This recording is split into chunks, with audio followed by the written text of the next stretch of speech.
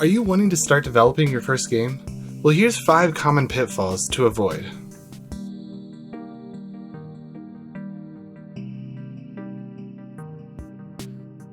Creating a game can be a big and daunting undertaking, but it's also a fun and exciting time. So here's how to make the most out of your project. Well, I've been working in the game development sphere for about 7 years now, mostly working on our current project, The Pedestrian. So my expertise comes from pitfalls we ourselves fell into, and also some things that we avoided.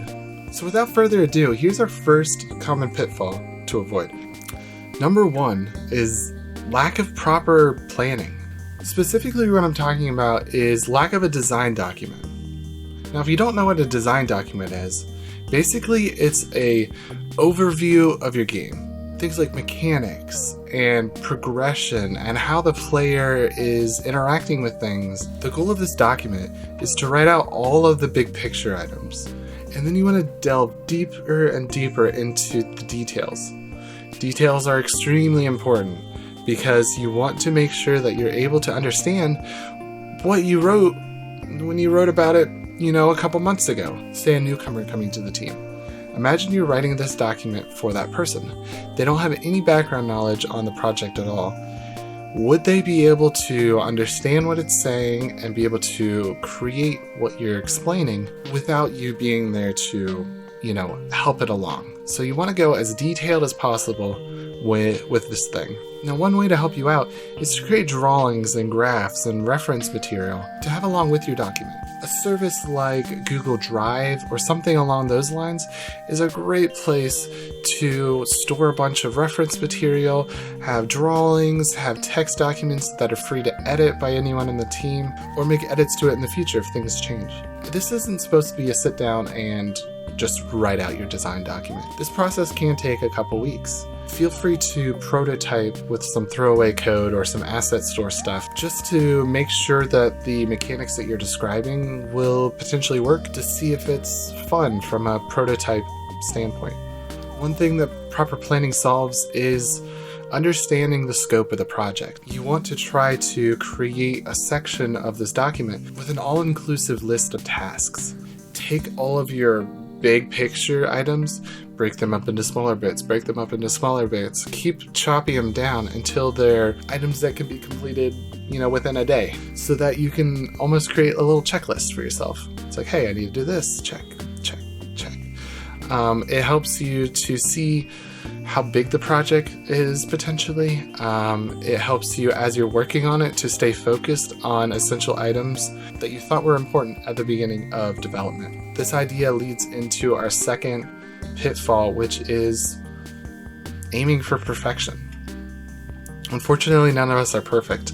We're gonna make garbage and we're gonna make mistakes, especially on our first project. Don't necessarily aim for perfection. Perfection takes a lot of time and is potentially unobtainable. Aim instead for this project to be a learning experience.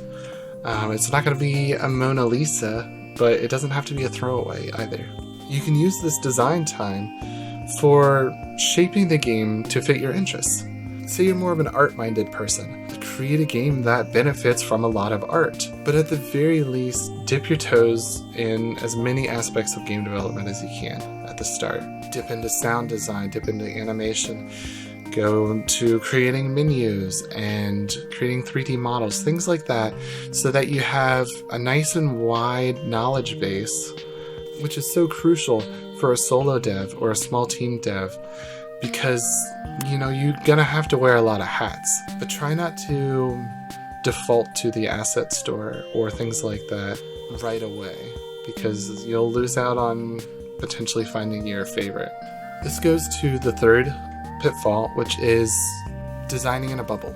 What I mean by this is sometimes you find games out there that seem like a passion project for the person. It's something they're really interested in. It's something extremely niche, and it just feels like it was built for that person that made it, which is all well and good. But if your intention is to sell the game, then when it reaches market, then it might not relate with the player base because it's so niche. Now, niche isn't bad, but it's got to be niche to a group rather than a person. One way to try to combat this is sharing your prototypes, sharing your ideas, posting on subreddits, posting in Facebook groups, things like that, where you can get your ideas out to people and kind of get a sanity check for, hey, are these cool ideas? If I have a prototype and somebody plays tests it, did they have fun? Try to get some initial feedback early on so you potentially don't create a product that doesn't have the outcome that you thought it would. This, however, does become a double-edged sword. On one edge, you have a product that can potentially resonate with more people. You're getting potential player base's feedback, which is amazing, especially early on when many of the decisions and design choices can still be altered and tweaked a little. However, if you fall into the other side of the blade, where you're creating a monstrosity, an abomination of internet people's ideas and dreams, it muddies your creative vision. Be sure to take feedback, but don't accept every critique or idea that comes across your screen. This leads into our fourth pitfall, which is basically thinking big. As a solo or small team dev, you're not necessarily going to make the next Witcher. You're probably not going to make the next Mario. Maybe you should aim for something like the next Flappy Bird.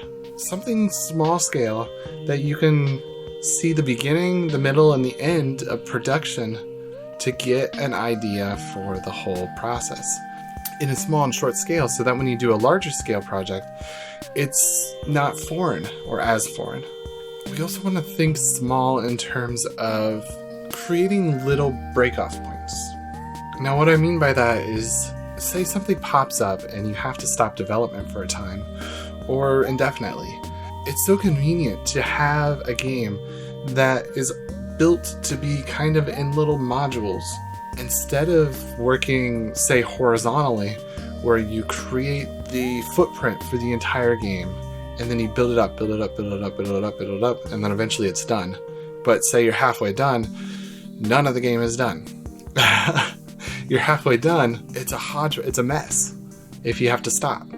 But if you're building it kind of vertically, where you're like, hey, I need to build out this much for it to be a complete game, for it to be fun, start to finish, but then I can add on a little bit more, and it'll still be fun.